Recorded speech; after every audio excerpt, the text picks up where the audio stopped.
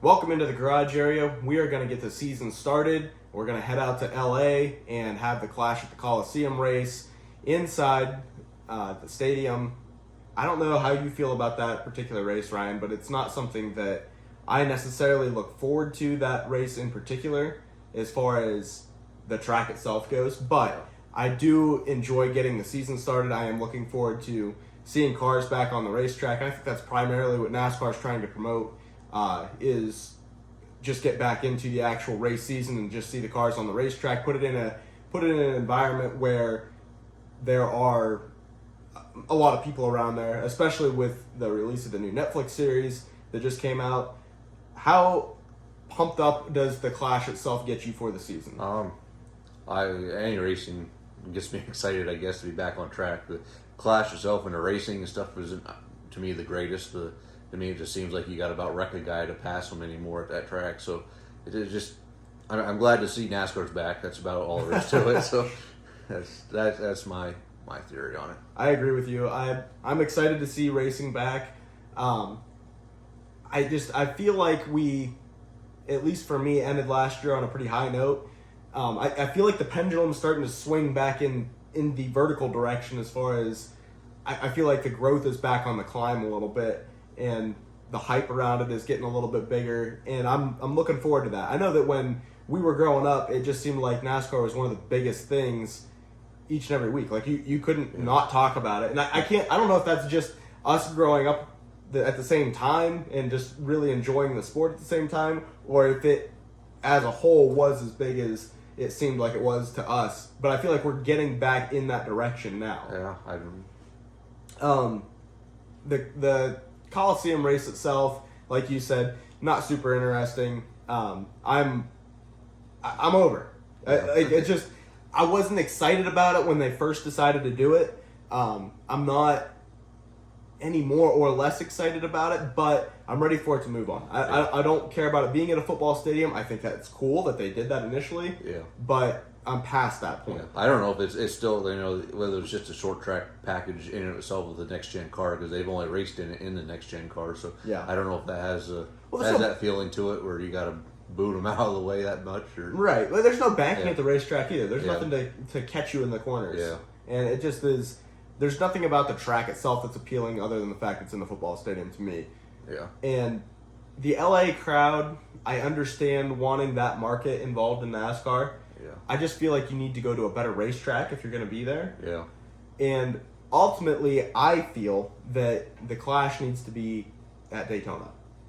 That's my personal feeling. I love speed weeks. I love the build up to the Daytona 500. I know Dale's talked about it a lot on his podcast about the whole 2 weeks of action at the racetrack and stuff, speed weeks and whatnot. I feel like that's probably what it should have been meant to be. Yeah, I agree. I just think that I understand that people weren't coming to the Clash, and that was the problem. And I don't care if it's a good race or not. Really. Like, the fact that the Clash is happening and that it's at Daytona, to me, it's part of the build-up to the Daytona 500. Yeah. It's not anything... The Clash itself as a standalone event isn't anything exciting or spectacular. I just want it to be that appetizer for the Daytona 500. I want to see, let's say, Friday night or Saturday of the week before the Daytona 500. I don't want it to be this week. I want it to be next week. Yeah. If I had to make the schedule, that's what I would do. Friday night or Saturday in the day sometime, I want to see some sort of a TV show type feel with all the drivers that are going to be in the Clash.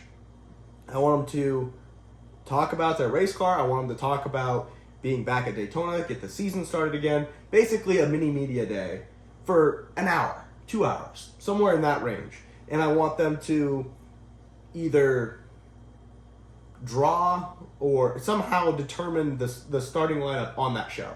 And they used to do that with a poll draw for the Budweiser shootout back in the day. I want something like that back. Yeah, I see what you're saying. And then after that, Saturday night, I want to have the race. Yeah. Super Bowl Sunday. You don't need to get involved with that. You don't got to interfere with that schedule. I don't want it to be during the daytime. I want this to be a night race at Daytona, and I want it to be Saturday night. And then Sunday, I don't care if you have to do it at 10 o'clock in the morning or right at noon or whatever, but do Daytona 500 qualifying that Sunday. I enjoy all of that. That whole thing before we actually get to the Daytona 500. I want to see all of this. And obviously, keep your schedule with the Thursday night duels, Friday night truck race, Saturday Xfinity race, ARCA race, all that stuff, and then the Daytona 500 the following Sunday. And I want to see more practice. Put it on TV. Let us see cars run. Like, cars on the racetrack at Daytona is what we're here for, what we're watching for. We will tune in. Media is more accessible than it ever is. I mean, we're on a podcast. I would have never guessed that. I would have never guessed that there was a time when I was able to watch practice because we didn't have cable TV. Yeah. And now everything's more accessible than ever. Put it on Peacock if you want. Put it on Fox Sports Go. Just let us watch it. Put the cars on the racetrack. I understand that one of the big arguments is that it's too costly to do all this, to have this much practice, to have this whole pomp and circumstance all the time. But it's got to be cheaper than going to LA. Yeah. And I'm not asking you to do this every week. I'm just asking you to do it for the Daytona 500. Yeah. What do you think? I know schedule-wise doing I think the qualifying and stuff right around the Daytona 500 probably pretty hard for them because a lot of the attention is on the Super Bowl and stuff that week, or the qualifying before the Super Bowl. But I like the Speed Weeks idea. I mean, at Daytona and stuff, so I'm mostly on board, I guess. Well, even if, like I said, it doesn't have to interfere with Super Bowl coverage. Yeah. Just do it early enough in the day that that's not an issue. Do it on FS1 if you got to do it there. Whatever it is. Yeah. I don't think that the people that are interested in qualifying for the Daytona 500 are going to care about missing some of the pregame of the Super Bowl. Yeah. And I don't think that people are going to Super Bowl parties and hanging out there all day. I think you're going mid-afternoon sometime, if I had to guess. So I just think that if you schedule it early enough in the day that's not going to interfere. And that part of my fantasy schedule here is the only thing that does conflict a little bit with what you're saying. Yes, you'd ideally like to stay away from the Super Bowl because the NFL is going to beat out NASCAR every time. That's just the way that it is. And that's just the reality that we live in. So you definitely have to work around it, but I don't think you have to avoid the day entirely, personally. If Daytona was off the table, I never want to see him go back to the road course to run the Clash. Actually, until today, I forgot that they even did that. Yeah. I always, I just associated in my mind they did the Clash of Daytona and then they went to the Coliseum. Yeah. I don't think of there being anything else in there. Not interested in that at all. What else would you think would be acceptable as far as a racetrack that you could run the Clash at? I mean, if you're into the restrictor plate style, maybe Atlanta or something like that. But, do you think that's south enough that you could run there in February? Yeah, I'm not from Atlanta, so I don't know. I mean, you have a weather limitation, but, obviously. This year they're doing it right after the Daytona 500, so I guess there was some talk about it, that being too early then, so it's only a couple of weeks difference in what they're actually running the track, too. True. So, NASCAR was running Atlanta because they just because of their thinking is that the Daytona plate style is going to draw people into the race, so they're going to have another plate style race right after that. Yeah. So going back to your theory, having the Clash before the Daytona 500 should actually hype up the Daytona 500. Then maybe they wouldn't have to run Atlanta right afterwards or spread it out too. So true.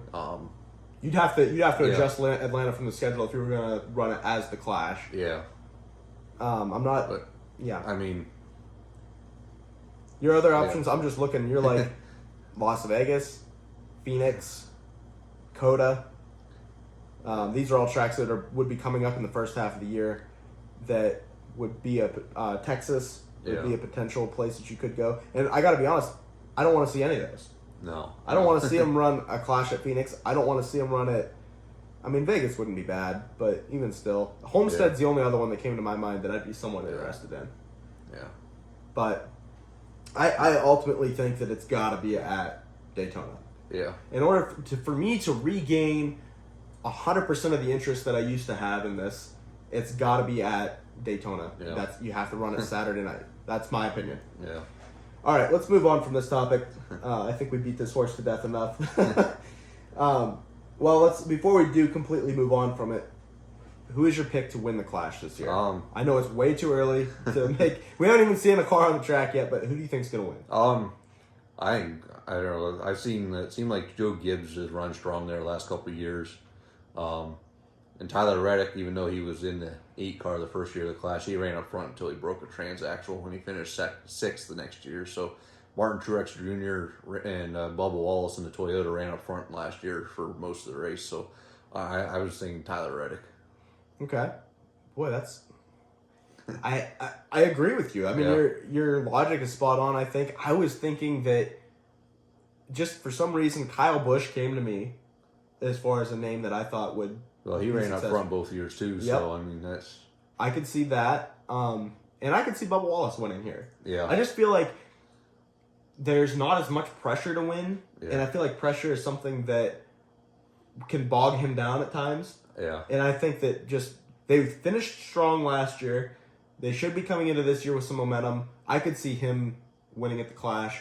But I think I'm going to stick with my Kyle Busch pick. I like that. He's run strong, like you said, both times he was there. Yeah. 2 different race cars that he was in, both times he was there. I'd go with Kyle Busch. You're going with Tyler Reddick. I like those picks. What we're going to do this year is, after each race, excluding the Coliseum and the All-Star race, we're going to make picks. And we're going to keep track of whose driver finishes better. Yeah. So this is going to be a little bit of a test run for that this week. It's not going to count toward our actual point standings. We'll see what the loser has to do at the end of the year. That should make some good content come November, hopefully. This will be a test run. We'll make our picks for the Daytona 500. And that's the other thing, too. Without the Clash and without qualifying or something, you have no idea what these guys have coming into Daytona. So it's such a blank slate that I just want more build up to it. Yeah. All right, I'm off this particular topic. Let's talk about the Hall of Fame. The inductees for the Hall of Fame, we had Jimmy Johnson, Chad Knaus, and Donnie Allison. First of all, let's just get the Donnie Allison thing out of the way right off the bat. I think that he certainly deserves to be in there. Probably should have been in there before now. Yeah. Member of the Alabama gang. Glad to see him in there. Congratulations to him. And I don't really have a whole lot more to say about it because he should have been in there before now, in my opinion. Yeah. Jimmy Johnson and Chad Knaus. Yeah. So fitting that they go in together. 2 of the best to ever do it. Yeah. I mean, I don't know what driver crew chief combo you hold up there that high. You got other guys that did good things with combinations. You got crew chiefs that were successful with different drivers. You got drivers that were successful with different crew chiefs. Yeah. The Chad Knaus, Jimmy Johnson, 7 championships. It doesn't seem like they won anything without each other. Yeah. I think only a couple times when Chad was suspended that Johnson won. Yes, he actually won the 06 500 with Darian Grubb as his crew chief. Yeah. I think the second, or not the next week, but the week after that, he won again with Grubb. It was Chad still suspended? Yeah. You're right, because that was the last lap pass against on Kenseth, Matt Kenseth right? At Las Vegas, the UAW Daimler Chrysler 400. It's amazing what you can remember. Yeah, it is. Yeah, it is. You are correct on that one. The only other driver crew chief combination that I think is really comparable to the 2 of them is the Jeff Gordon Ray Evernham comparison. I would agree with that. Both out of Hendrick Motorsports, which is, I mean, that is the benchmark of all teams in NASCAR. Is it not? Yeah. Like, I mean, you're a Hendrick fan. I am not, obviously, but I never want to see those guys win. But at the same point, you're insane if you don't think that Hendrick Motorsports is the top echelon in NASCAR. And you could argue about Team Penske as well. I think they're another phenomenal organization. Yeah.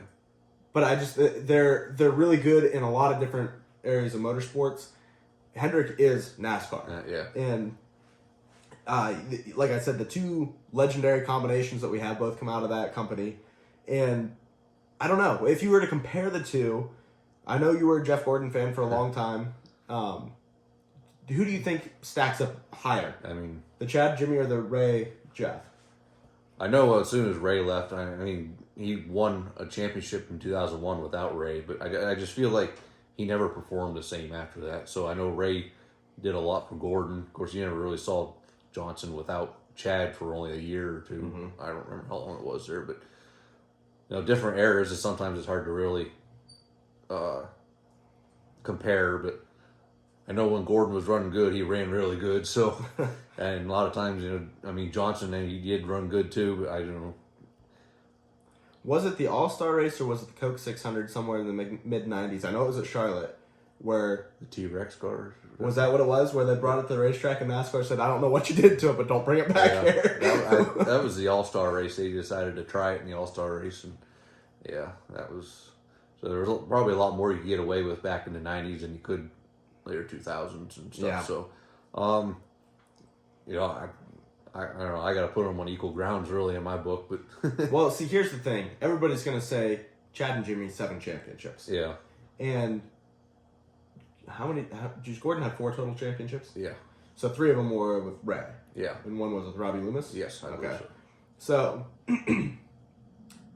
you're going to say 4, 7, 7's more. That's the Yeah. difference. But here's what I was thinking about. Jeff Gordon, when he didn't win those championships, Dale Earnhardt was winning those championships. Yeah, There's a lot of tight battles between the two of them.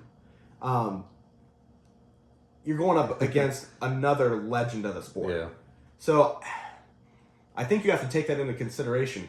Whereas if you look at Jimmy Johnson's championships, who is he competing against? I think that his biggest competition, as far as drivers of elite caliber in that era, would be Tony Stewart. yeah. Tony. I don't know, Yeah, I mean, him and Matt battled some, but Matt's Yeah. only got the 1 championship. Tony's got 3 championships, all in the Jimmy Johnson era. yeah, I feel like Tony Stewart's got to be his biggest competitor, and I'm not discounting Tony Stewart's ability or his driving talent or anything like that, but I don't feel like he's in that echelon with Gordon, Johnson, Dale Earnhardt. Yeah. I think all 3 of those guys are in that top tier, and I just don't think that Tony Stewart makes the top tier. Yeah. I think he's definitely in the second one down. yeah, And I think that you have to take the level of competition into comparison when you talk about Jeff Gordon. Mark Martin won a lot of races in the mid 90s. yeah. And The only reason Mark Martin didn't win a championship because he raced against Jeff Gordon, Dale Earnhardt, and Jimmy Johnson. Yeah. So- and you could make the same argument with Rusty Wallace and Yeah. guys like that. There's a lot of it's the same reason we're both Steelers fans. Yeah. The reason the Steelers don't have more Super Bowls, Tom Brady and the Patriots. Yeah. Like it's Yeah. the same thing as far as if you're going to compare sports. I definitely think that it's a hard thing. They're not that far removed from each other, but it's a hard thing to actually draw that comparison. Yeah. But I want your final answer. Who do you think was better? I gotta say Gordon Everham, just a little bit. I mean, it just the pure domination they put on at times. I think was. Yeah. If you look at, I know they go argue back and forth about point systems and stuff and whatnot, and how Johnson won his championships. They hit it off later in the year when it counted the most and stuff, or Gordon was winning championships before the final race of the year at that time. So, I mean, Johnson didn't have that opportunity because the way the chase worked out and stuff. Right. But it just, if you look at it, he may only have a few championships had it not been that way. So That's true. That's fair. although he still would have been a Hall of Fame champion. Absolutely. Famer no matter what. So I mean, I think that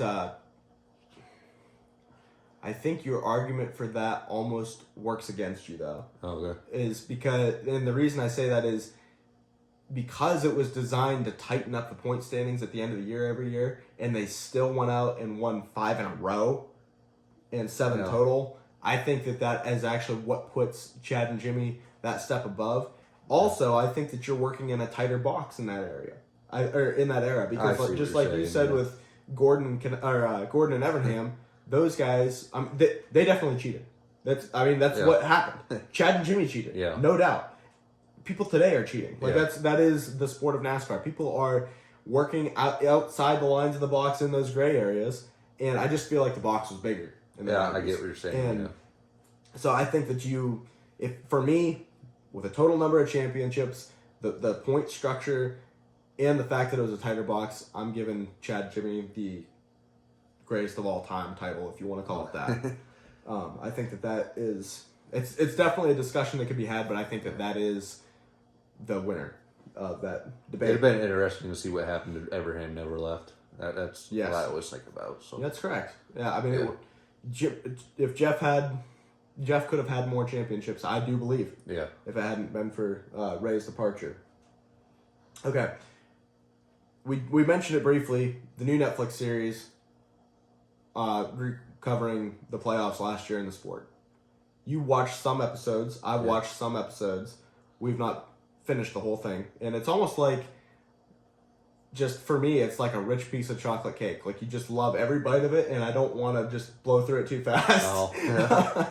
I really enjoyed the series so far. I think that they did a lot of the behind-the-scenes stuff, which I think lifelong fans have always wanted to see. Like, I want to see into the race shop, I want to see into the motorhome, and I want to see into their actual homes and their day-to-day lives.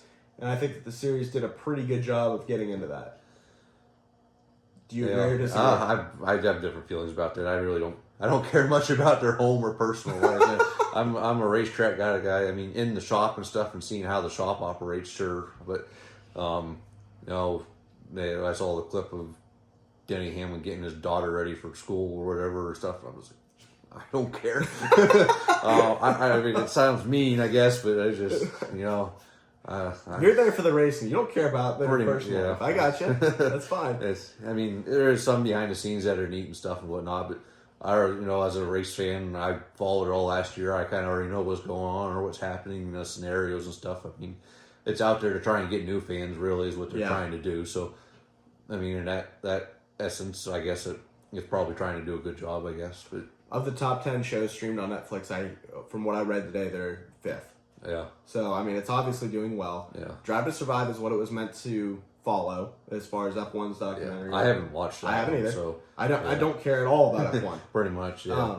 I think we're on the same page as far as races that we like to follow. I want to know who won the Rolex 24. I don't necessarily want to watch it. I mean, I've watched a few laps of it. Yeah. The Indy 500, I'll watch the majority of that. Yeah. Outside of that, it's World Outlaws stuff and local dirt tracks. If it's not NASCAR, I mean that's pretty much my I think that's yeah. We're both on the same page that way. Although I did see this, I don't know, some of you may know, but the MX-5 Mazda series, I don't know if you've seen or heard of it, but it was just live on YouTube. I clicked on. It was pretty much restrictor plate racing on a road course. They were at Daytona with the same track they used for the 24-hour, and it was pretty incredible to watch. Other than that, that was what I'm into. Yeah. So overall, your opinion of the series is what? Mid, I guess. Really? I mean, did you watch the show that they did last year, Race for the Championship on USA? No. They kind of did the same style. If it was 10 episodes instead of 5. I think this was a far cry better. I just think that they did a great job of getting a lot of behind the scenes stuff. And I know that Denny talked about it. It's pretty clear that Denny Hamlin was very open with these people, and he's featured heavily in the show. Well, and I think that's why. Yeah. Is he just gave him more access? Well, that's what they said. Some drivers didn't give the access that he did, or other drivers did that let him follow him around. So that's why you'll see some more of other guys. But Denny said on his podcast that he was surprised that there was only 5 episodes and at how much stuff got left out of content that he provided them that he thought would make it. Mm-hmm. And I mean, it's already a Denny heavy show. I'm sure they're not going to add more stuff, and that's probably why it got cut. But I honestly thought it would have been more episodes than 5. And again, I haven't seen the last 2 yet, but yeah. I don't know. I don't hate it. I'll watch it. Yeah. I mean, I'm not saying I didn't enjoy watching it. It's just I just feel like 3/4 of it I already know what's going on. So it's just I don't disagree with you. I mean, I understand your perspective. Yeah. I really enjoy it. I'm glad that it's released at this point in the season, right before the year starts. Once we get into the actual racing, I don't think I would care about it as much. Yeah. And if it was right after the end of the year last year, I would probably watch it, but then I wouldn't even be thinking about it right now. I think it's a great... I already used the term appetizer for the Clash, but I think it's a great appetizer to get into the actual racing of the season as well. We are going to preview different teams and drivers in those teams and what we think that their performance is going to be like this year based on absolutely nothing. But before we do, there's two things I want to cover off on. One, we talked about the different racing series that we follow outside of NASCAR. One of those that I didn't mention that I like to follow was the SRX series. And they have decided that they are going to suspend the season this year, largely due to funding issues, is my understanding. Yeah. And that's unfortunate because I really did enjoy what it was. Yeah. But it's... I feel like everybody liked this. I Yeah. didn't really see too many people hating against the SRX series, so it's... I just don't know if it was too expensive for what it produced or what the issue was there. I don't know. But I'm disappointed. I really wish we could see more SRX racing this year. It's kind of odd at the same point Everham announced they were bringing the IROC back. It was like right after that, then SRX was done. They were gonna try to run it. I don't remember who was in with Everham who bought the SRX or the IROC series, but they're gonna bring them cars back and run a race this year.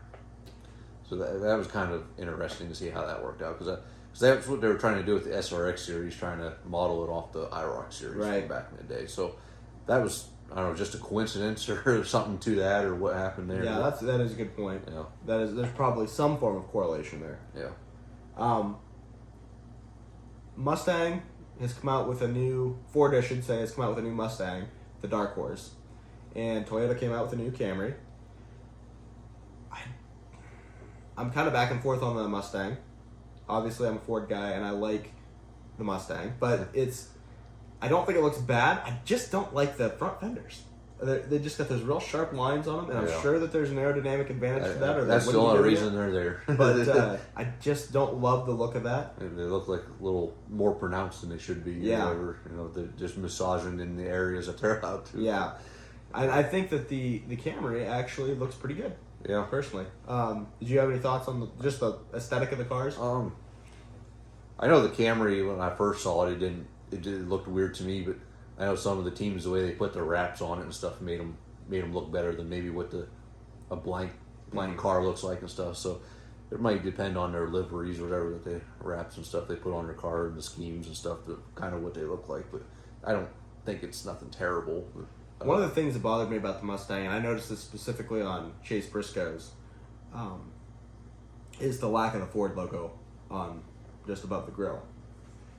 That, I don't know if they all don't have that or just the pictures of the ones that I saw didn't have it, but they're putting sponsorship there. Like his said Mahindra right at the end of the nose, right above the grill, and didn't have the Ford logo there. I want the Ford logo back. Like that, I like that look. Well, shouldn't it be a Mustang if it's a Mustang? That it should say Mustang. No, the Mustang symbol if it's It does have the Mustang symbol on the grill. Yeah. But I just want the Ford logo on it. At the end of the nose. Well, Mustangs usually just have the Mustang though. Yeah, you're right. I don't know. I just feel like the nose at the bottom of the hood looks naked without the Ford logo. Okay. I don't know. It's just my fandom. I don't know. When I see a Mustang on the street, I only see the horse. Yeah. No, the Mustang. I agree, and I'm sure that's why that's the case. I just want to see the Ford logo. Just show it to me. I don't know. Look at the rear end. I think that's only on horse as well. Yeah. Oh, really? I think so. I think they actually had the imitation license plate that said Ford on the back. Okay, could be. But I'm pretty sure. Yeah, you're right. Yeah, they had the usually it's a circle logo Mustang with the Mustang in it. Yeah. Okay. Now that we got through that, let's talk about these different teams. Starting with Trackhouse, because they are at the top of our sheet. This is in no particular order as far as I know. You made the sheet. But it goes by kind of number of the cars. So Chassis was number 1, then I put Trackhouse Racing, and then Boston Citric was number 2, so it's Penske, so 3. Okay, I got you. All right, so you're going to have to follow along with car numbers if you're going to try to figure out where we're going to talk about your favorite driver in this list that we're going to run down. Trackhouse Racing. We got Ross Chastain, Daniel Suarez. Let's talk about Ross real quick. Last year he finished 9th in the points. He won the last race of the season. He won 2 total races, the first one being at Nashville. He had 10 top 5s, 14 top 10s. What do you expect his performance to be? Do you think he'll have more or less than 2 wins? I think he'll have 2 or more. 2 or more? Yeah, I could see that out of Ross. Would you say that overall that Trackhouse's performance was at your level of expectation? Over, under? Well, considering how they performed the previous year, I think they took a dip the past I would season. agree. But I mean, I think Ross can still pull off at least 2 or more wins like he did last year. Yeah, I think he'll get a couple. Daniel Suarez, is he on the hot seat? Oh, most definitely. I mean, Do you think if he goes winless this year, he's done? I think so. I don't know how if they'll release him, how the contract works. I think he still has another year after this year on his sign. But I have no idea what his contract is. I know I'm not fully into how contracts work. They can release him like that or how that works. But most definitely because they got SVG in the waiting plus Zane Smith as well. too. You're So right. we'll probably get to him later Yeah. too. So, he's definitely on the hot seat. His performance last year just wasn't there. I agree. I think the same way. He's got to have to show some form of performance for them to want to stay with Daniel Suarez. I think he's had enough time with enough different teams in the Cup Series that you got to see more performances out of him, especially if you're trying to build something. He's not like, and I don't mean to give him some sort of negative publicity, but Michael McDowell is a guy that just kind of hung in there and hung in there and hung in there and hung in there. And then finally, seemed like as front row moved forward a little bit, his performance went with it. And I just don't think that Trackhouse is going to wait around like that. But I think that their level of performance is exceeding where Suarez is performing. Yeah. And I think that SVG or I honestly think Zane Smith would be the first guy in there. Yeah. If they got rid of Suarez. Okay, so we'll keep that in mind with Trackhouse. Team Penske. We got Austin Cindric, Ryan Blaney, Joey Logano. Ryan Blaney won the championship last year. He had 3 wins. 2 of them were in the playoffs. He had 8 top 5s, 18 top 10s. Joey Logano finished 12th in points. He was eliminated in the first round of the playoffs. He won the championship the year before. He had 1 win. It was at Atlanta. He had 11 top 5s and 17 top 10s, which isn't a terrible performance for the season, but ultimately didn't get it done in the playoffs and got caught up in a wreck at Bristol. I mean, that's what ultimately eliminated him. He would have advanced anyways through that round, but I don't think he would have made it through the next one just based on the way he performed. And Blaney would have been eliminated too had he not won at Talladega. So this is just the way that the point structure works, and something we should do on this show at some point, because I thought it was interesting in the Netflix series, is explain how the playoffs work. Like, I understand it, and I know you understand it, but if you try to speak it, it doesn't make any sense. Yeah. So, I would be interested to see how that turns out of us both trying to explain how the playoffs work. Austin Cindric, no wins, finished 24th in points, 2 top 5s, 3 top 10s. Blaney and Logano's performance was similar, and they both made the playoffs. As long as you finished in the playoffs, where you finished doesn't really matter to me because of the craziness between each 3-week round. So I think that they really had a pretty comparable season, which I would say did not meet expectations, even though Blaney won the championship. All year long, they did not perform well. Like I said, Blaney only had 3 wins, and 2 of them were in the playoffs. Didn't win the final race of the year, which is the first time we've crowned a champ in this format that they didn't win. That's right. I was thinking he won the final. That was Chastain. Chastain. And Logano only having 1 win. I mean, that's not... And that was at Atlanta, right? The restrictor plate type race. So beat out Brad Keselowski. And that is not the kind of performance that organization as a whole is looking to have. So I'm looking for bigger things for them this year. I think that Logano will win more than 1 race. 3 wins, I think, is a decent number for Blaney at this point. Yeah. I would expect him to at least meet that. If he only got 2, I wouldn't be shocked. Yeah. If he got more than 3, I wouldn't expect many more. No.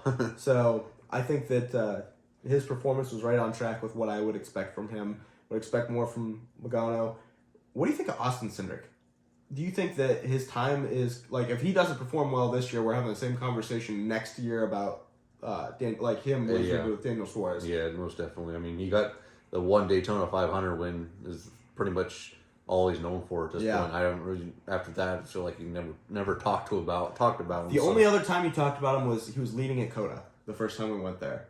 Okay. And I don't know, it was in the rain, and I can't remember if he got wrecked or he was still in the Xfinity series when that was, right? He drove the 33 car I think you're right. Another Penske car or something like that. I think you're right. He might not even been a rookie yet. Yeah. So you're right. I think that's the only other highlight was he wasn't even in the full time yet. So that's a good point. I forgot about that. So yeah, overall, I mean, I want to see more performance out of Team Penske, even though that they did win a championship last year. Just across the board, I think that Blaney is pretty much meeting the expectations there. But outside of that, yeah, I want to see more performance out of the other two. Do you have anything more to add to that? No, I see Ryan Blaney and Joey Logano being the top two out of the team. I can see either one of them getting 2 to 3 wins in a year if their performance is there. Because Ford as a whole last year wasn't very strong until Roush picked it up. Yeah.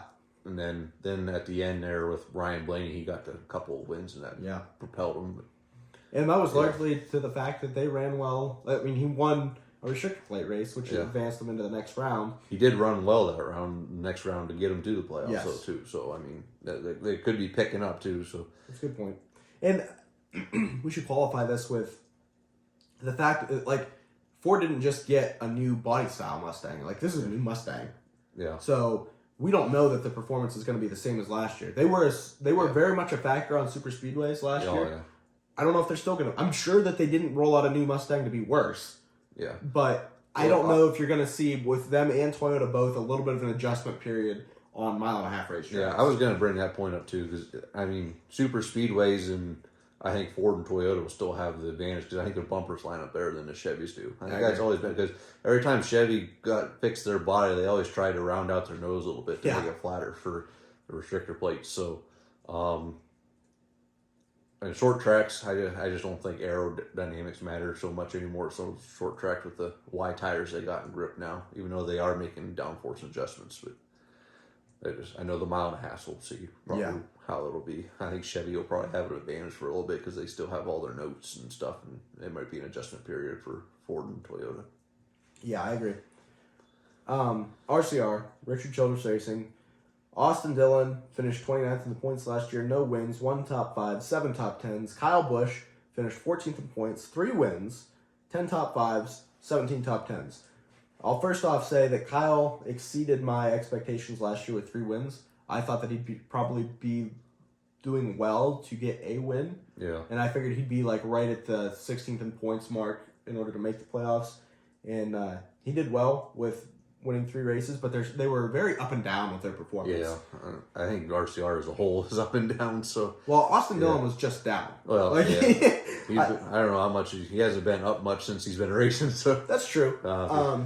He has had years where he was at least competitive, running in the top 15 pretty weekly. Yeah. But I don't feel like last year was his year at all. No, definitely not last year, and I know the year before that with Reddick outperformed him all the time too. Yeah. So that's kind of a hard thing to benchmark too because Reddick is good. Yeah. And I'm not saying Austin Dillon is trash, but he's not Tyler Reddick. Right. He's not Kyle Busch either. So no, that's very true. Very true. So I don't know what your expectation is of RCR this year. I would expect Kyle Busch 3 wins. Seems like if he has another 3-win season, they're doing well. Yeah. And Austin Dillon, if he's performing like this, like he's got to move it up. Yeah. You got to have. I think you got to have at least 10 top 10s. You got to have way more than 1 top 5, and at least be in contention for a win if you're Austin Dillon. And I just want to see more consistency as a whole out of RCR. Like just consistently run 10th to 12th, somewhere in there, and then further into the top 10. Yeah, well, they got Austin Hill waiting in the wings at RCR, so I know Austin Dillon's the grandson, but I mean I don't know how much longer you can let him be out there just running races. So well, I think that you got to have at least some sort of consistency there before you're too worried about bringing Austin Hill in. I don't think that he's going to move. Like if RCR is so up and down as a whole. You bring Austin Hill in, so what? Like, I don't think you're making that big of a difference. I don't think Austin Hill. You had Reddick in there making a difference, so I mean. But I feel like Reddick still performed at the same level as the 8 car did last year, right? I feel like it was. Did Reddick have more than 3 wins? He had at least 3. Okay, I was thinking he had 3. I didn't think he had. I still felt like he performed, I guess, similar to Kyle Busch, but. Yeah, that's the way I felt. Yeah. Like I felt like the 8 cars' performance was pretty matched back to back years, and you had 2 very good drivers in them both years. Yeah. And Austin Dillon just hasn't done anything, and I don't think he will continue to do anything. And again, I'm not hating on the guy. I will hate on his brother when we get to him. But I think that Tyler Reddick is Ty Dillon. Well, he ain't in the cup. Yeah, exactly. But that's my point. Like, there's a reason why. Yeah. And he was trash last year, and he's not been a good race car driver, in my opinion. Yeah. He is the guy that is truly there because of his name. Yeah. And I think that Austin Dillon certainly has more talent. I think he has maybe a D level talent as far as tiers in the sport, but he's gonna be somebody that he's strong on the restrictor plates. That's about all I can really give for him. Kind of that David Reagan, Jamie McMurray. I think Jamie McMurray would probably be better than Austin Dillon, but probably in the David Reagan category personally. And he's only sticking around in the position he's in because of his family name. Yeah. Anything more to say on RCR? No. All right. SHR. Stewart Haas Racing. Josh Berry, rookie this year. You have here that he was 11th in the final Xfinity Series standings. Did not have a win. Had 11 top 5s, 18 top 10s. That's underperforming for him last year. Noah Gragson is going to be in the 10 car. That's a new ride for him this year. Finished 33rd in the points, no wins, no top 5s, no top 10s. As you have here, he had a behavioral suspension and really wasn't running well at all when he was in the car. Chase Briscoe finished 30th in the points, no wins, 4 top 5s, 8 top 10s. Had moments where he looked okay, and when I say that, it was probably like 3 races last year out of all of them that he didn't look bad. Ryan Preece finished 23rd in points. No wins, 1 top 5, 2 top 10s. You lose Kevin Harvick at RCR. And Kevin Harvick carried that team last year by a lot. Yeah. Do you think that there's that big a despair in talent between Kevin Harvick and the other guys on this list? Or is RCR's performance as a whole that low? I mean, Stewart Haas. That's what I meant. Stewart Haas's performance. Yeah. I think there is a talent difference, but I know Ryan Preece had a couple moments at some short tracks and stuff and whatnot, but even though he probably has the lowest statistics here, but I feel like Stewart Haas as a whole, their team just is down. I think Preece and Briscoe are 2 guys that they have the most talent out of the 4, in my opinion. Just coming into this year, I have the highest expectation of those 2 than the other 2. Barry, I think, is a good race car driver. He had a lot of pressure on him last year for a lot of different things that he was doing. Yeah. And while he did not have an Xfinity win, he almost won a Cup race at Richmond, filling in for Chase Elliott. Yeah. I think he'll be good. Josh Berry will. I just don't think that... I mean, he still has Rodney Childers, I believe. So, yeah. I mean, I'm probably the top crew chief over there, so that probably helped. Oh, he's definitely a top crew chief over there. He might be one of the top 3 in the garage right now. Well, true. Yeah. So, I definitely agree with that. I don't know what to think. Like, I don't know what these guys are going to do. It's largely based on Stewart Haas's performance as a whole, and I think that they're missing something, and I don't know exactly what that is. I mean, it's speed, but you're right. Like, Preece had flashes of good, not great, but good. I think Briscoe did as well. Yeah. Gregson, I don't think is talentless by any means. He never had a great opportunity in Cup. I know he filled in. He raced for Colleague a couple of times. Yeah. Prior to last year, I feel like he ran top 10 a couple of times. I don't think he ever finished top 10, but he was running top 10 at times. A couple of those races, and last year with Legacy, I don't think Legacy really started performing until Gregson was out of the car. Yeah. So whether that was Gregson being out of the car, they improved, or they improved just happened to be after he was out of the car. I think it was just happened to be after he was out of the car because Eric Jones picked it up. Yeah. And Hocevar picked it ran up. pretty well. Yeah. So I think that there's, Gregson I don't think has gotten a fair shake as far as talent evaluation in the Cup Series so far. But I would expect all 4 of them to run around each other. Yeah. And however high that team performs as a whole is how they'll all perform, at least for a while. Again, you got the variable of the Mustang. They're a Ford team. Just going to be interesting to see how that all shakes out. I know there's a lot of talk about what's Gene Haas going to do. Is Stuart Haas going to stay with Ford? Yeah. All of that. And I think that this is going to be, it could be a lame duck year for them, just depending on how things work out on the sponsorship side or partner side or whatever you want to call that. But yeah, to me, they're one of the biggest question marks. Yeah. And I don't necessarily see them doing anything great. Yeah. Hendrick Motorsports, over to you. They're going to win them all. Kyle Larson finished second in the points last year. He was in the Final Four, obviously. 4 wins, 15 top 5s, 18 top 10s. Chase Elliott finished 17th. He didn't run the full season. Yeah. No wins, 7 top 5s, 15 top 10s. Still a comparable performance as far as that goes to a lot of these guys. William Byron finished 3rd in the points, was also another Final Four driver. 6 wins, 15 top 5s, 21 top 10s. Alex Bowman, 20th in the points, no wins, 4 top 5s, 10 top 10s, was hurt part of the year last year and missed some races. You go. You just tell me your thoughts on this team. I can see them all getting wins if they all stay healthy. Kind of almost how I think William Byron and Kyle Larson will probably still have comparable performances. I think Chase Elliott's definitely going to get a win. I mean, he has 15 top 10s last year, and he's only 3 behind his teammate Kyle Larson, who made the Final Four. So, missing, I don't remember how he missed 7 or 8 races. Or I don't something remember like how that. many So, I missed. Had he not probably got suspended from the Charlotte incident, I think he would have made the chase over Bubba. Yeah. It was fighting for at the time, but I could see them all getting either one of these guys getting 4+ wins. Maybe not Alex Bowman. Not to say that. You think they could all get 4+ wins? No, I could see any of them. I won't say all of them will get 4+ wins, but a couple of these guys will. Okay. I'll say maybe with the exception of Alex Bowman, because I only usually see him get maybe a win or 2 a year. But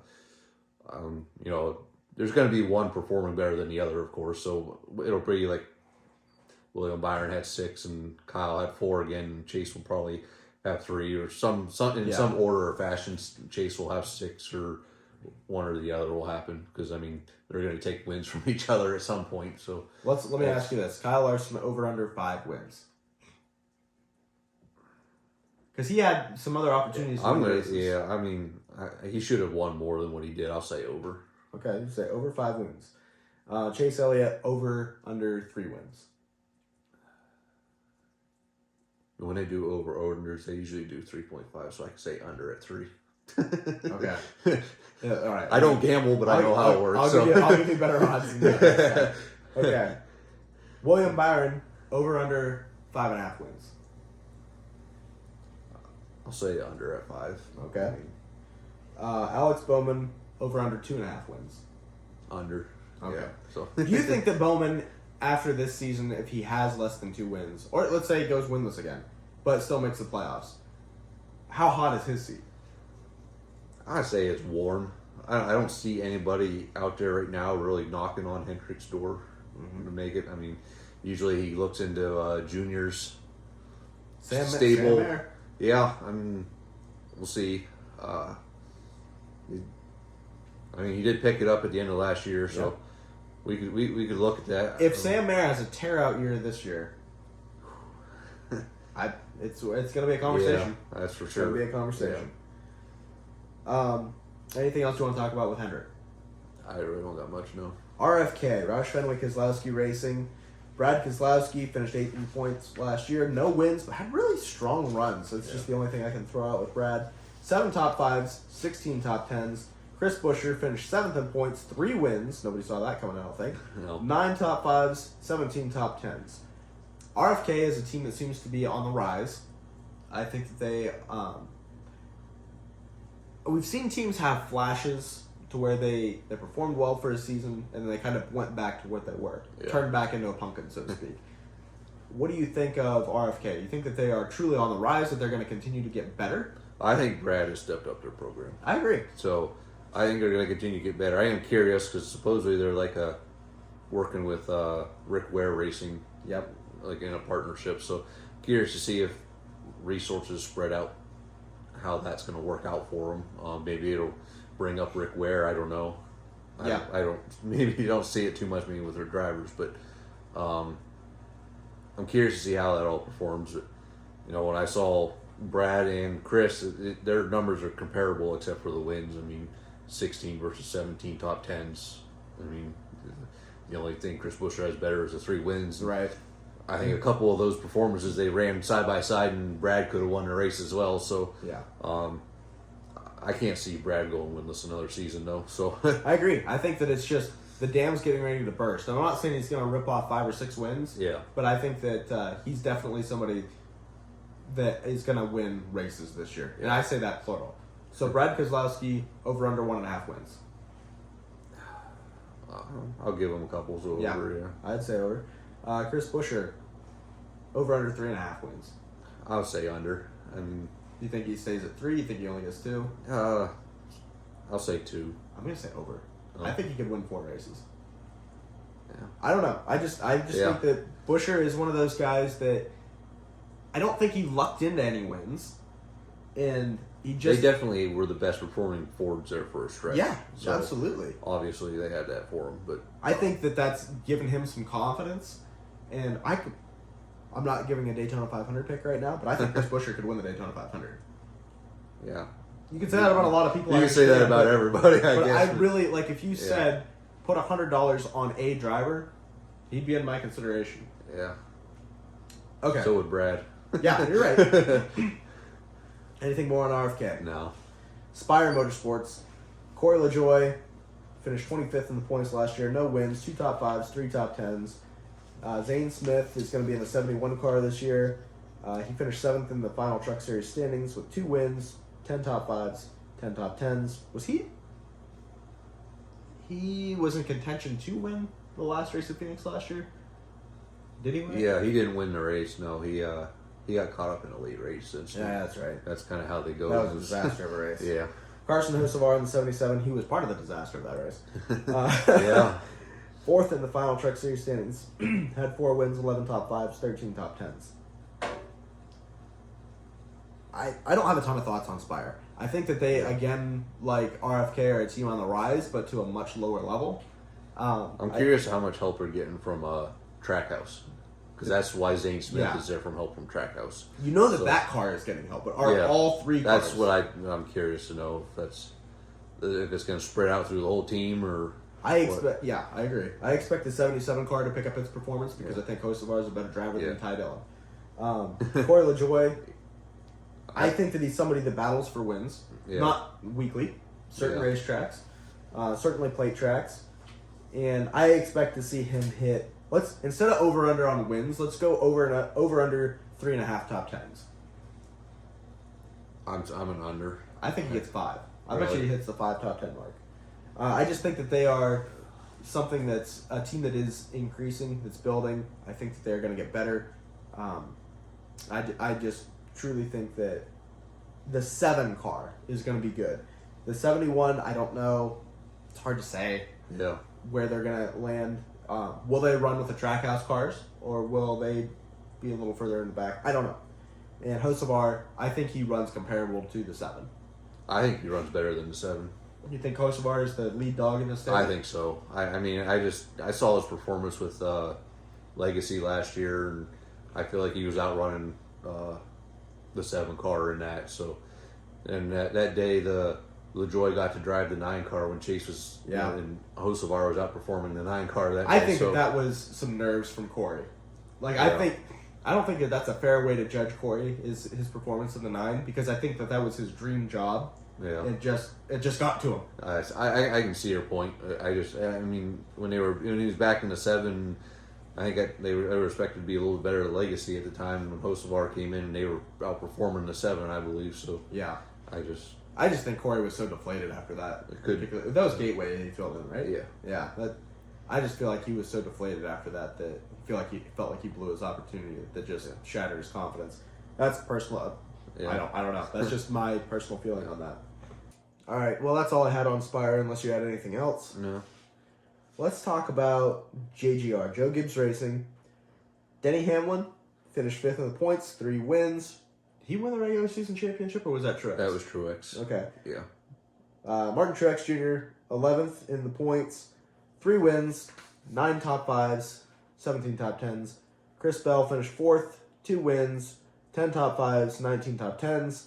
Ty Gibbs, 18th in points, no wins, 4 top 5s, 10 top 10s. JGR as a whole, I thought, had a phenomenal year. Yeah.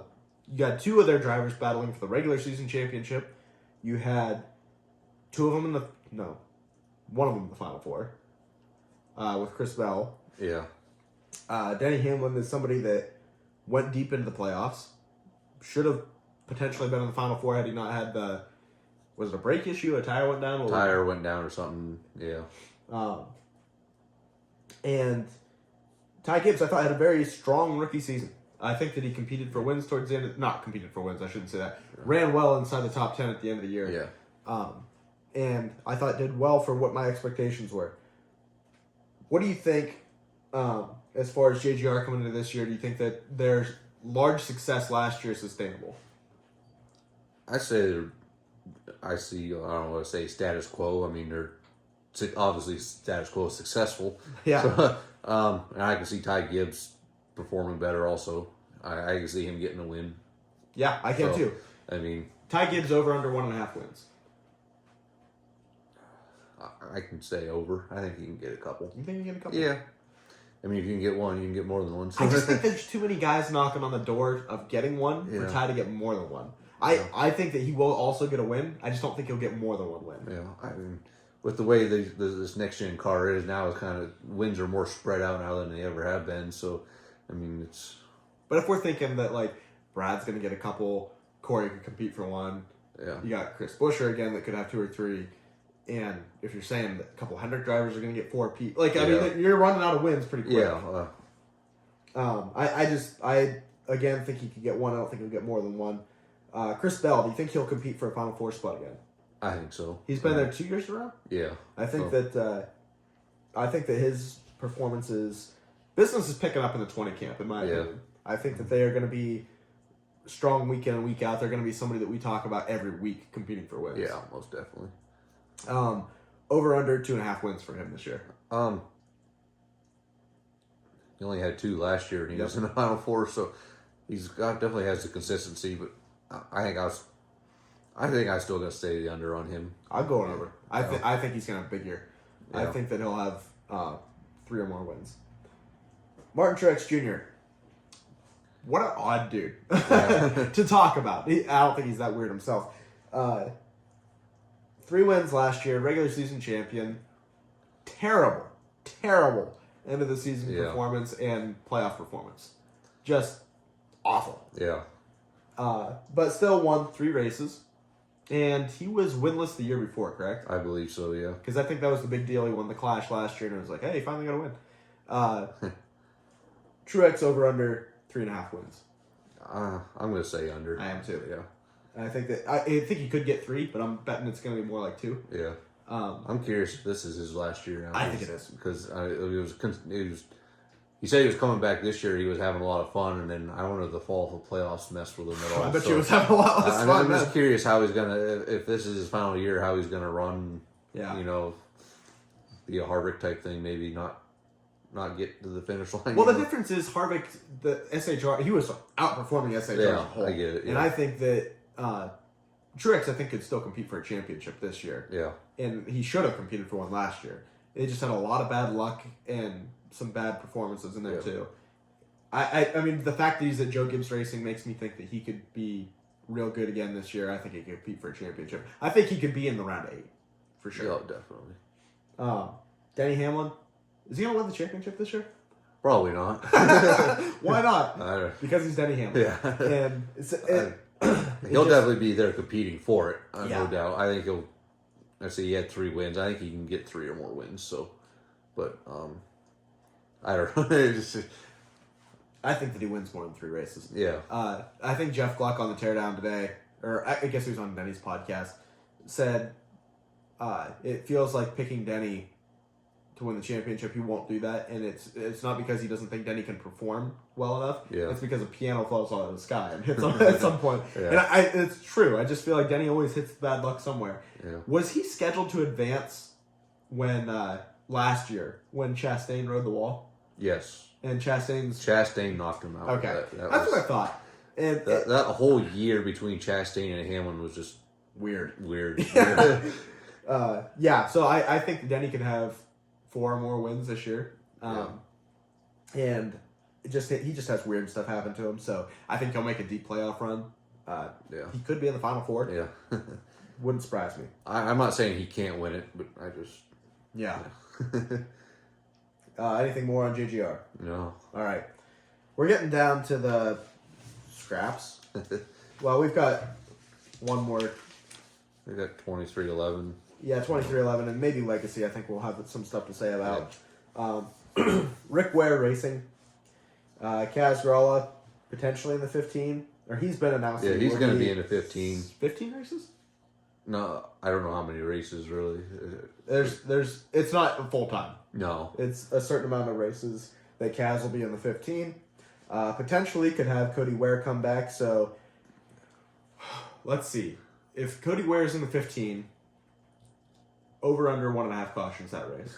Over. Yeah. If you are a betting person, and I'm only asking you the over-unders to find out where you feel people are going to get their wins and performances at. I have no desire to bet on NASCAR. If you were somebody that was interested in placing bets, and you could look at the race and you could bet on how many cautions there were in a race, Cody Ware entering the race makes the chance of there being less than 1 caution 0. Yeah. Like, he will bring out 1 for sure. Whether that's him spinning out on his own or him getting into somebody else or whatever, Cody Ware will bring out a yellow flag. I heard the charges were dropped against the domestic abuse case. That's is that what it I was? heard. Is that what it was? Domestic abuse? I couldn't remember. I never want to see anybody get arrested or anything like that around the sport. But him not being in a race car was definitely a blessing to the rest of us. I know that I've heard him talk before about a lot of the bad stuff that's happened to him in his life, and I do feel bad for him in that degree, but it has nothing to do with him being in a race car. Like, I want nothing to do with him being in a race car. Him and Ty Dillon can just, like, go hang out somewhere else. Just leave our sport alone. Justin Haley, this was kind of a surprising move last year, him announcing he was leaving Colleague. Whether or not there was a spot for him there, I don't know. Yeah. But he was leaving Colleague to go drive the 51 at Rick Ware, which was a team that performed at a less of a competitive level than Colleague did. He finished 26th in the points, no wins, 1 top 5, 6 top 10s. That's not good performance for Colleague in a Colleague car. And I think that Colleague had a bad year anyways. Yeah. But what do you think? Do you think that Justin Haley runs better than he did with Colleague? I don't think so. The only thing that I think is potential is the RFK Alliance. Yeah. I think that if that 51 moves, if it gains 10 spots, well, that's a lot of spots. Yeah. If it gains 5 to 8 spots from where the 51 ran last year, I think he could be outperforming what he did at Colleague last year. Man, I just feel like Colleague was still a better team than what Rick Ware is. I don't know. I just have a hard time seeing Rick Ware. Yeah, I don't disagree. In anything. So I mean, they have to prove me wrong before I say yes. They're going to do something. You know, other than a restrictor plates, because I know definitely with being alliance with RFK with Brad out there. I mean, I could see him doing something at Daytona or Talladega, but that'd be about the only thing I could see with him. He still had 6 top 10s last year, which isn't great, but it's not terrible. So let me ask you this, and you know that you're reaching a little bit when you ask for the over-under on the top 10s. Over-under 7.5 top 10s with Rick Ware. I'm going to say under. I bet you he gets 8. I just think that there's enough races where you got attrition, you got enough plate races. I think that you're going to see him get 8, is my opinion. And I really, if I'm wrong about that affects me in no way. I don't care. Yeah. I don't think Justin Haley is going to be a factor next year for anything major. No. Or I should say this year. I don't dislike him. I didn't like him in the Truck Series, and I don't dislike him now, but I just don't. I know that Brett Griffin talks about him being a very talented driver. I have yet to see it. Yeah. And I guess I'm still waiting for him to prove it. Yeah. I don't necessarily doubt it. I don't know how many. He doesn't really have that many wins in the Xfinity Series, and they're all restrictor plate tracks. So, that's the only time I see him any good. And Kaulig as a whole runs very well at restrictor plates as a team. So yeah, that's they almost guarantee themselves wins at restrictor plates in Xfinity Series. So I just haven't seen his performance in lower series to prove that he even belongs in the Cup Series. I see that with a lot of other drivers too, but yeah, I don't disagree with you. Anything more on RWR? No. All right, Kaulig now. We already talked about him a little bit. Allmendinger's going to be in the 16 in that all-star car, or whatever you want to call it. Josh Williams, also going to be in the 16, and he's going to be in the 16 for the Clash. Yeah. That's interesting, because he's somebody that I don't think doesn't have talent. Yeah. And just doesn't really have a good opportunity in Xfinity. But, boy, they put him in a Cup car. I just feel like he deserves a better Xfinity ride before you give him a Cup car ride. Well, he's in a Kaulig car for next year for Xfinity, so... Is he? Yeah, Okay. He's taking over... somewhere along the line. Somewhere along the line he's in the... I missed that somewhere along the line. Well, Hemrick was in the 10, right? So... Yeah. Who was in the 16 Xfinity last year then? Did they have... I don't remember. They had a 10, 13, and a 16 Xfinity, right? Yeah. Somebody's watching this and like, you idiots. Yeah. But yeah, Josh Williams is driving for Kaulig. Okay. That's good to know. Full-time Xfinity Series, so... Over under 1.5 times he parks it on the front stretch. I'll give him an under. I think he learned his lesson on that one. So. Probably right. I can't even intelligently comment on what I think that Josh Williams will do as far as performance goes. He's just going to be part-time for the Cup race. He's only going to run a few races because I don't have it on here, but SVG is running 7 races in that car also. Okay. So, yeah, I guess I did know that part. All right, so even though we don't have him on the list, over under half a win for SVG, Shane Van Gisbergen. I gotta give him one because he's running nearly all of them running road courses. Okay. So. Same question. Over under half a win for AJ Allmendinger. I'll go under. Yeah. I could see him getting a win though. I mean, it's gonna be at a road course, so but I mean. I don't know. I don't know. It's hard to tell with part-time racing too. So, yeah, I agree. Road course is going back to cautions, stage breaks again. So, I tell you this, I say one of the two gets a win. Whether it's SVG or Allmendinger, I think one of them. I think that's an easier way to put it. I think the 16 car gets a win. Yeah. Put it that way. Daniel Hemrick in the 31. He's getting another opportunity at Cup.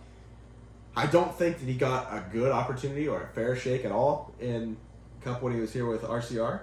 Yeah. But he did nothing to prove himself in the lower series. He did win a championship, won it by door slamming Austin Cindric. Yeah.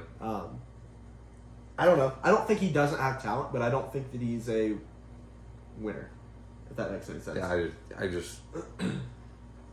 I don't see him performing well either. Yeah, I don't. You're gonna say 0 wins for him. Yeah. Makes the playoffs? No. Is he close to making the playoffs on points? I don't see it. Wow. You don't like this guy at all. Well, I don't think Kaulig is at that tier either. I agree. So I mean, you're gonna need to see some stepping up from them, and I think you could see it initially just because they're a Chevy team. But I think that once Ford and Toyota get things rolling with the season, I think you're gonna see a lot of the Chevy teams fade a little bit. Yeah. And I think Kaulig will be one of the first to go. The Wood brothers, Harrison Burton. I don't see the points finish listed here as to where he ended up last year. It doesn't matter because it was dismal. Yeah. Like, it wasn't even close to a playoff contention spot. And 0 wins, 0 top 5s, 2 top 10s. I understand we already talked about Penske and how they didn't perform to their level last year. But the Wood brothers is closely tied to Penske. It's basically their 4th car. Yeah. There's got to be a higher level of performance than that. I think Harrison Burton's seat is red hot. I would say so.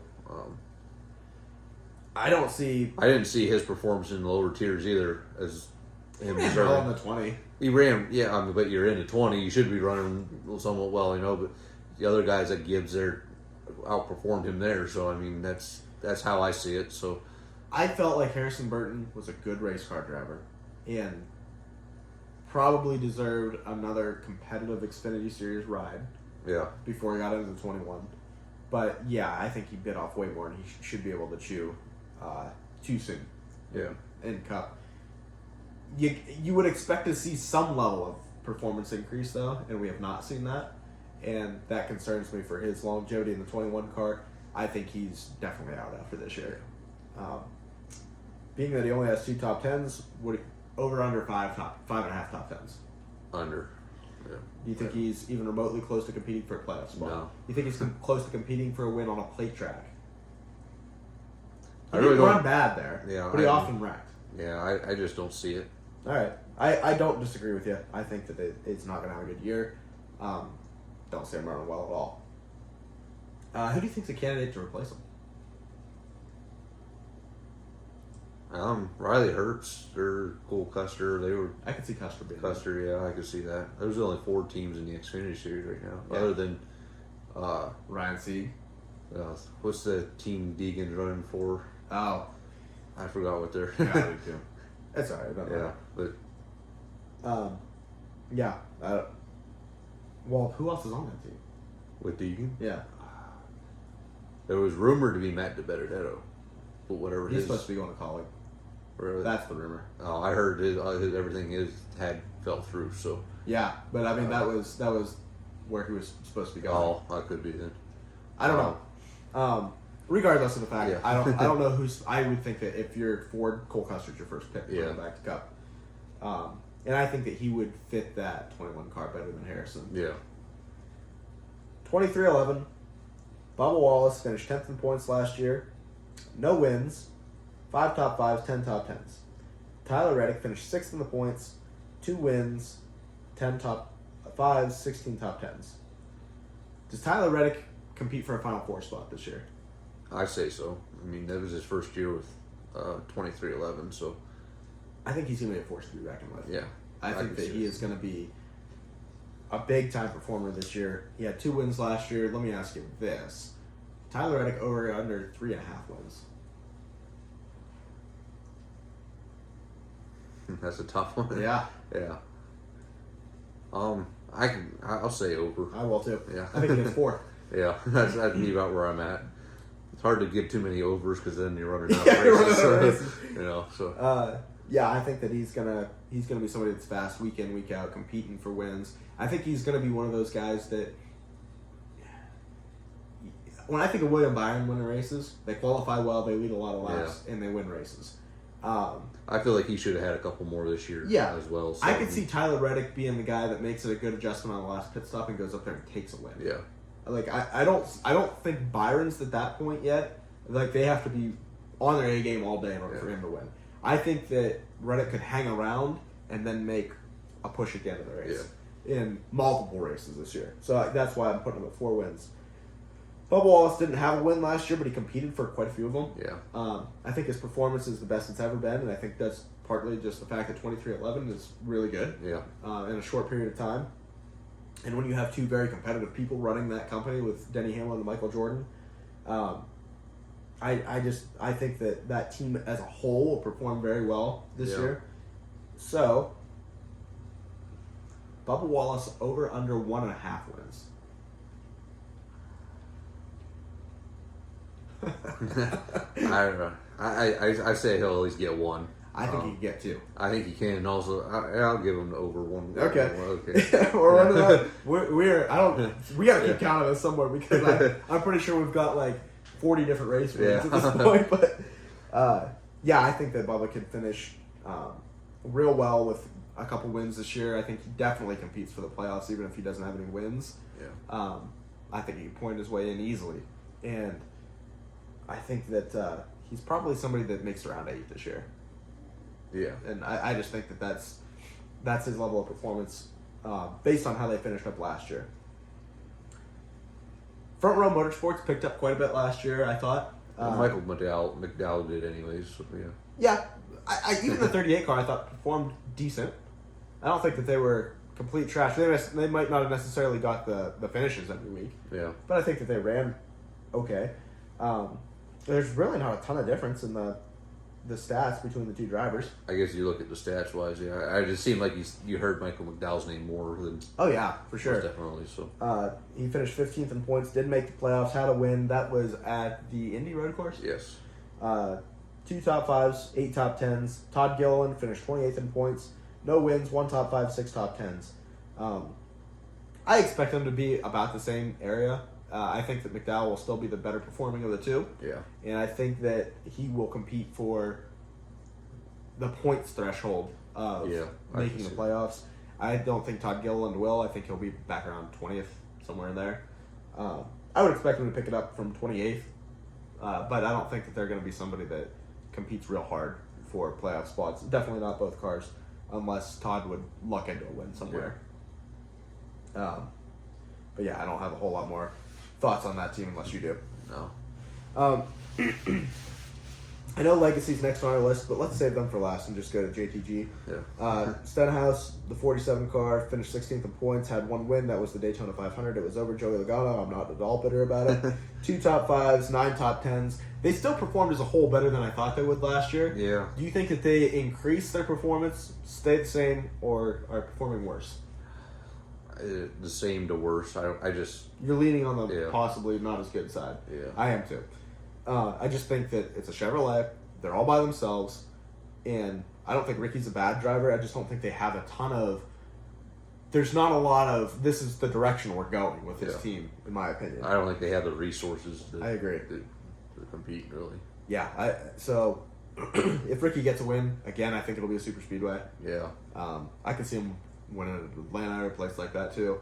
But, I don't see him making the playoffs. I don't see him competing for the playoffs. I could see him back there, Todd Gilliland, running for 20th in the point standings, somewhere in that. Anything more on him? No. All right.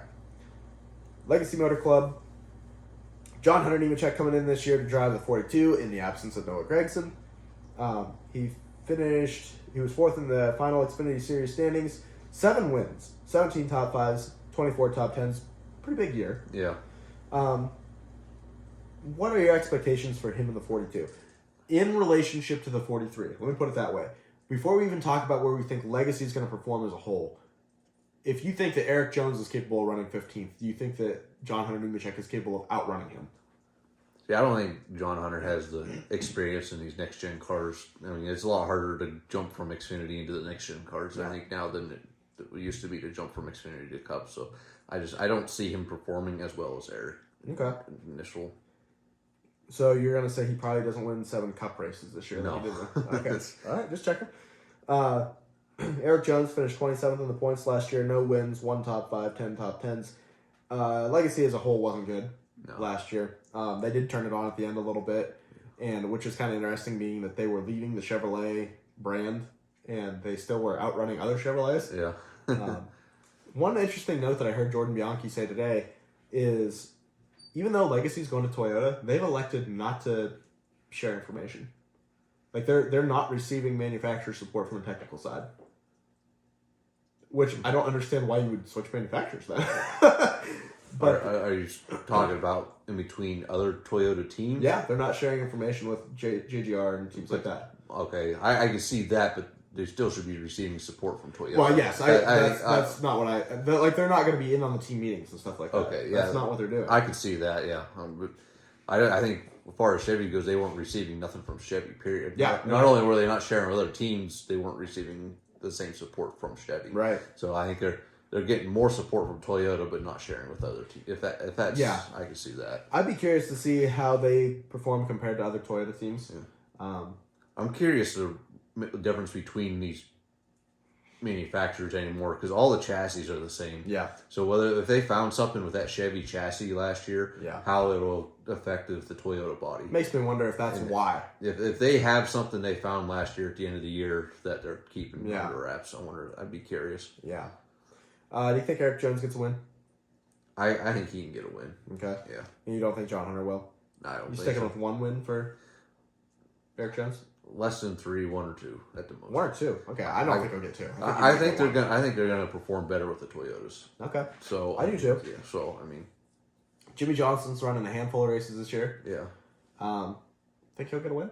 I don't know if he'll even compete much. I don't know. You don't even think he'll be in the conversation? I don't think so. I mean, I as much as I started to hate Jimmy Johnson winning all the time, I kind of wouldn't mind seeing him run up front or whatever. Just kind of almost, as though he hasn't been gone that long, it almost still feel nostalgic to see him out there. But let's see. He had a lot of bad luck last year, so I don't see. I think he about wrecked. I think he wrecked everything. Everything a couple of laps in, so we'll have to see. Yeah, I don't know. I think that Jimmy will. I don't think he's going to wreck everything this year. Yeah, I think that he will go as the team goes. Yeah, and I think that he'll probably be third in line as far as performance each time that he's out there between the 3 cars, and only because of the fact he hasn't had a lot of seat time in the next gen car. Yeah. And he's not in it every week. Yeah. So, I mean, guy's a 7-time champion. I don't know how many wins he's got. 90-some? 80-some? Yeah, 83. A lot. I think. I think he was about ready to tie Waltrip, or he's tied with him, and then he was supposed to win one more race and give his helmet to Darrell, but he never could win that race. Oh. I think that's what it was. He had a helmet with Allison and Darrell side by side, because Allison and Darrell were tied for wins or something. So he was going to either tie a race or surpass him, and then Darrell was going to get the helmet. I see. Darrell hasn't got his helmet yet. I'm betting he probably is not going to get that helmet. Yeah. Yeah, I don't see Jimmy doing anything great. I think it's great that he's still here, that he's going to run. I think that's awesome to see guys like that are legends of the sport still get in the race car. Yeah. But, I don't expect anything spectacular. I'd like to see them more guys that are out of the sport do what Dale does in the Xfinity Series. Yeah, go down and compete like that. That'd be neat to see Dale and Jimmy both race a car on the same weekend. Would be pretty cool. Did you hear the rumor that Dale and Jimmy were going to make a cup team at one point? It was going to be Jimmy Johnson or Junior Johnson Racing. Oh, really? Is there something like that? It was. I don't know if it was a joke or not, but it was Junior Johnson or whatever. That would be kind of cool. But that's basically all I have for looking at these teams in our particular regular season preview as we get into the Clash this week, 8 o'clock Sunday night. I'm looking forward to it. What about you? Yeah. Looking forward to it as well. I'm ready to kick off the season. I'm hoping that everybody watching is going to enjoy this particular show and hopefully continue to watch, that they'll like, subscribe, comment, all the fun stuff. Follow us on social media at the Garage Area on Twitter and Instagram. And we'll be right here after the Coliseum talking about everything that we saw or didn't see. Yeah.